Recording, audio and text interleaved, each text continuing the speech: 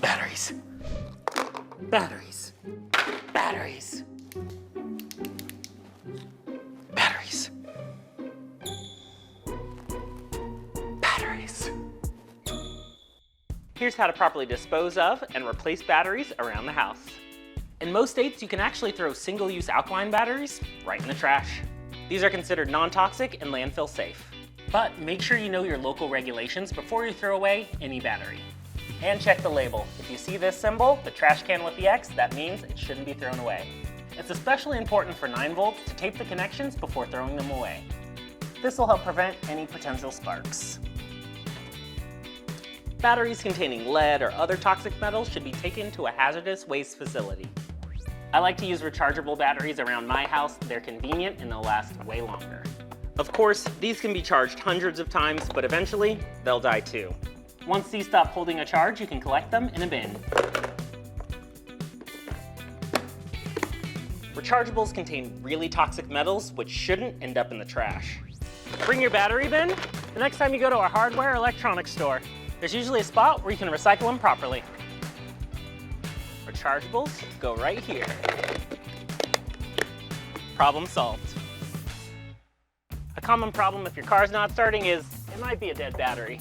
Here's what you should do if you have a dead battery. Make sure both cars are turned off. Jump starting begins by connecting the red positive side to the dead battery. Make sure you get a secure connection onto the metal. Now set the negative black side somewhere not touching metal. Just find some plastic, secure there. Be very careful, make sure the connections on the other end don't touch. Then connect the red positive to the other battery. Now the black negative gets attached to the other side. Make sure your connections are securely attached only to the metal of the terminals. Back at the disabled vehicle, the black ground is going to get attached to exposed metal away from the battery and the fuel ignition system. This will keep the car grounded. Have the other vehicles start their engines. Okay, go ahead and fire it up. After a few moments, you can try to start the other vehicle. Aces. Now you want to disconnect everything in reverse order.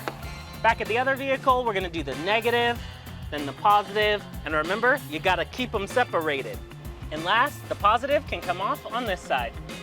If the car doesn't start or you find you need to jump start repeatedly, it might be time for a new battery. When it's time for a new one, the easiest place to bring it is an auto parts store. They'll be able to recycle it and help you with a new one. I'm sure you have a collection of electronics and old accessories taking up valuable space in a dark closet. Why do I still have this? You may be tempted to hold on to devices, but trust me, you don't need that old tech. Many electronics have valuable components that can be recycled and reused.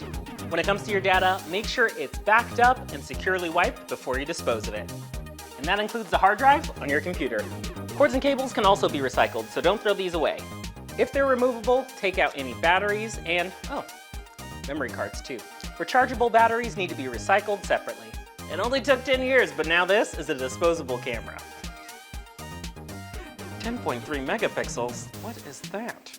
I also end up with a collection of cell phone cases. Many cases that are made of plastic can just go right into the recycling. Just check with the manufacturer website. Other cases, if they're in good shape, can be donated or returned to the manufacturer. Pack a crate and check your local area for e-waste disposal events. Oh, this used to be my favorite. You can also bring them to be recycled at office supply or electronics stores. Thanks for watching Problem Solved. If you enjoyed this video, go ahead and hit that subscribe button and check out some of our other videos like these two right here.